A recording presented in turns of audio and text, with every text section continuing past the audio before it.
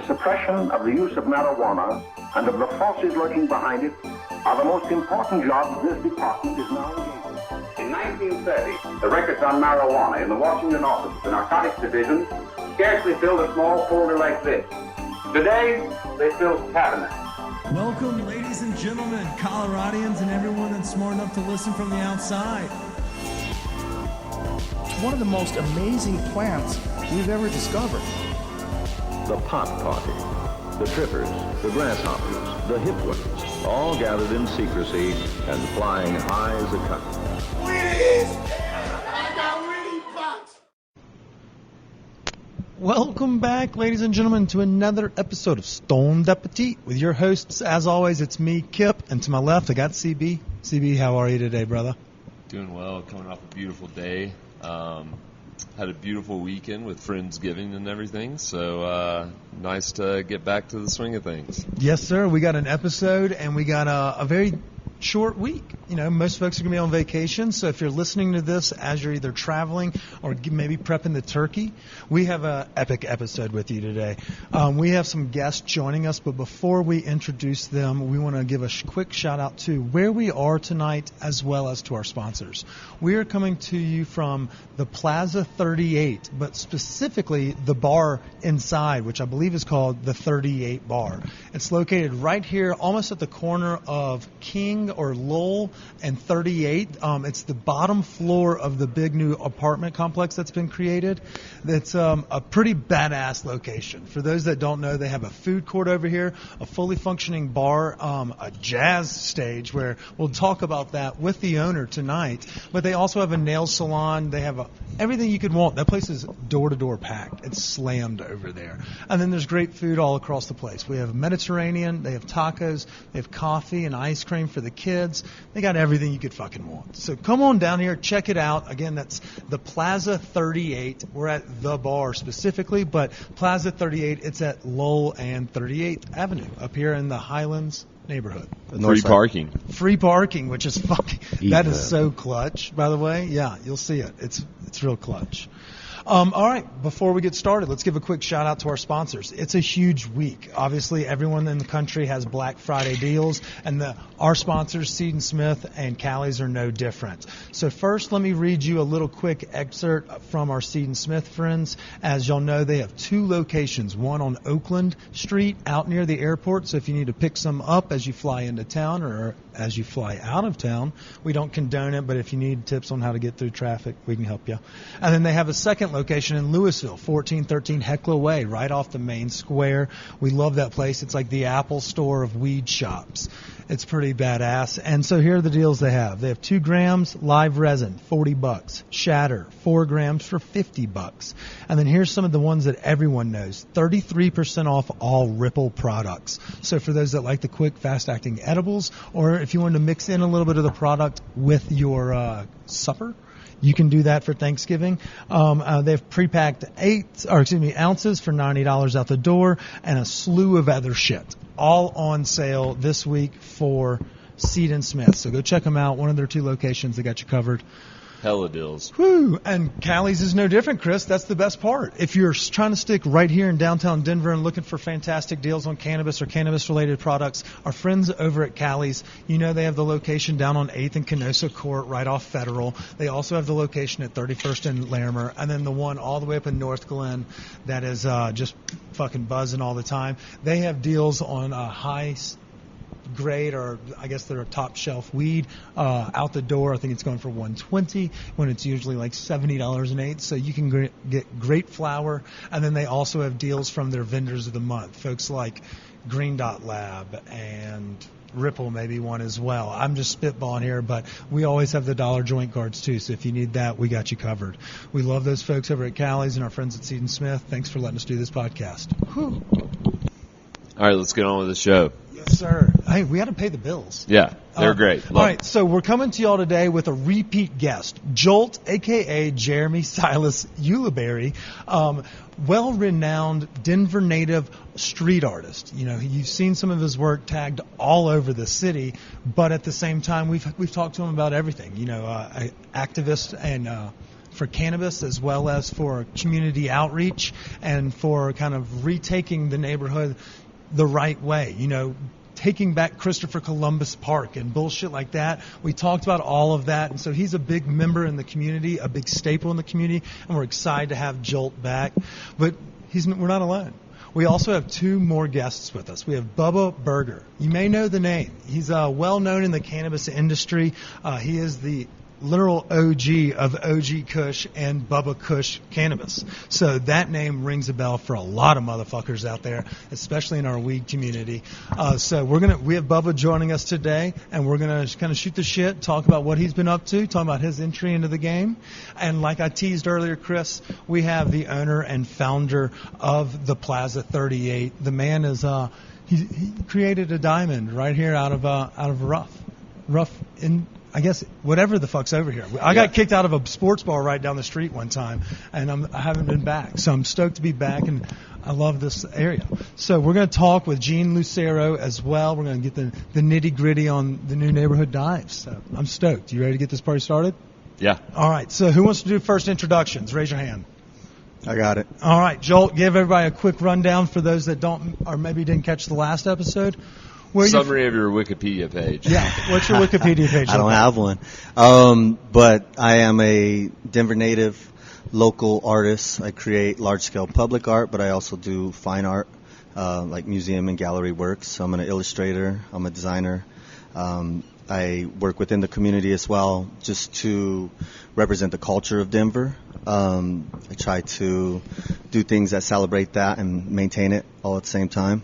I've directed some short films and curated some large-scale art events in Denver, and just continue to do all them things still to this day. I've been working as an artist professionally in this city for 2 decades, and at 40 right now, I feel like I'm in my prime. So that's me. I can't believe you just tipped your age that quickly. We were just joking about age. I'm happy about that. But that was a killer intro. He did much more justice than I ever could have done. Thank you for that. Yeah, and all these memories from our previous discussion started flowing back. Like, I started remembering I had some pretty cool questions about, like, you know, if you tag a wall, how can somebody come and do over it and things like that. Yep. I remember we talked about all that jazz. And God loves Hot Wheels. Yep. Dude, you see his whip outside? The thing is sharp as a fucking tack. Oldsmobile? Yeah. Yeah, but I remember all the Hot Wheels, and I think we just had a recent guest that loved Hot Wheels as well. But I remember, like, walking in your studio, and there was a fuck ton of Hot Wheels everywhere. Yeah, he was just down the street, like you mentioned, neighborhood guy. But, yeah, that was a great intro, Jolt. I appreciate it. And I'm going to probably refer to you as that because I don't know you as Jeremy Silas Ulibarri yet. But I'm going to try to remember it as such. Next on the docket, we got we got Gene Lucero. Gene, how are you today, brother? I'm doing great.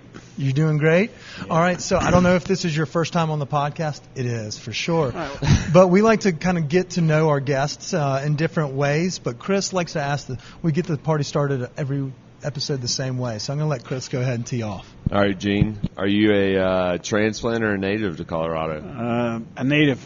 Native? A north side native. North side native. Wait, so, I mean, I don't want to date you here, as Jolt's already said he's super old. What hospital were you born in? Rose Memorial. Okay, yeah. All right. That one's still around. Yeah, how many? Now there's like 25, and there was like 5 or 6 back in the day. Yeah. So how long you been in Denver? Did you ever sneak out and be like, you know what, I got to get back to Colorado? Well, I left for 3 semesters to Georgetown University in Washington, D.C., but came back and finished up in Boulder. Hell yeah. Oh, so we got another brainiac on our hands. Yeah. Well, I mean, he's a developer, he's a business owner, and from what we know a little bit about his history, he's also well in the know in the music industry as well. We teased a little bit that it's a jazz bar, but how did we find ourselves owning a bar or owning a food court? How did this all come about? What did we study at Georgetown? Well, I've been a business major, accounting. I started as a tax accountant, public accountant, and then went into real estate brokerage, and then added mortgage brokerage to it, and then along the way just assembled some real estate. So I sold the property here after assemblage to the developer, came back and bought the shell of the condominium, a retail condominium, and then I proceeded to add a few businesses as tenants to the space. But as far as the full circle, I'm a former concert promoter from the early 80s, and I did jazz shows and Latin jazz and some of the Latino market type of early bands in there. And then the full circle of that is that now with the bar here, I've brought back a lot of those same musicians and performing as with the bands here that we have. So we offer music 5 days a week, live music, and then karaoke on the sixth day. And Monday nights right now are dark. But so that's the full circle. And in the process, trying to retain some of the old North Denver legacy and heritage, the culture that we've had here. And so from the logo onto the artwork, stuff that Jeremy's brought in, it's we've got what I call a heritage room up here with all kinds of old posters from those concert promoting days and offerings by other artists, local artists.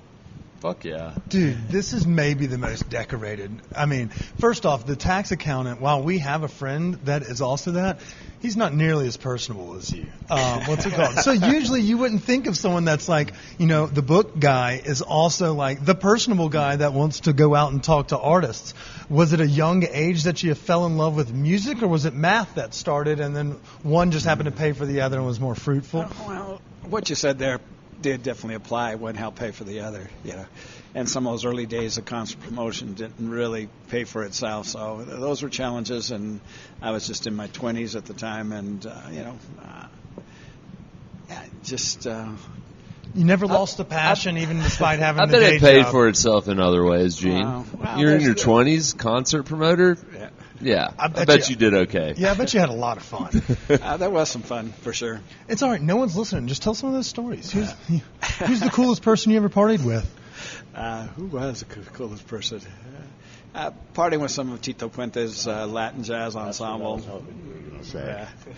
Johnny Rodriguez and Tito himself and some of the other musicians. Mario Rivera. Wow. And that's fucking awesome. We partied with some of the guys from Tierra. And then you got, I presented Bob James about 5 times. And so we got to meet some of his musicians, through those various visits. All right, real quick, putting you on the spot. Favorite music venue in Colorado? Oh, that's a good question, Chris. First one came to mind was Red Rocks. Right, but like in the city, and then urban. Where I did my first show was at the Paramount, and I like the Paramount a lot. We were over there the other day, actually, for the outdoor film. Yeah, the Warren Miller movie. Yep, there it is. That's a cool theater. It is. Yeah. All right. Good luck following that one up, Bubba. Yeah, I'm actually more interested in hearing Gene talk. We're going to go back to Gene real quick. Yeah, we're going to go back to Gene because, it's going to be really hard to trump that. And sex sells. All right, so, Bubba, tell us a little bit. Or, Chris, go ahead, dude. Sorry. Transplant or native, Bubba? Say that again, what? Transplant or native? Oh, I'm from everywhere. I was born outside of Philly. I don't say Delaware, because a lot of people didn't know it was even a state until I think Biden was president. So I always said outside of Philly. That makes sense. I mean, I grew up. It could be Allentown. It could be fucking New York City. It could be. I was close enough to Philly that, literally 20 minutes from South Street. So, but about 8 or 9, I moved to Florida. Stayed in Florida till after college. I was there at University of Florida. After University of Florida, I went out to L.A., and I was there for 10-plus-ish years working in the film industry. What kind of film? That says adult. I did everything. Well, and the fact that you went to Florida. Honestly, everybody rocking jean shorts. To break into the film industry, honestly, everybody has to do some shitty projects. And typically, I thought you were about to say has to do porn. No, well, it's like I heard Steven close Spielberg. to it. That's how Tom Hanks got into it. We call them late night erotics. We call them sorry. Apologies to our friends in the adult industry. No, seriously, my first 5 projects were immediately sold to Skinamax or late night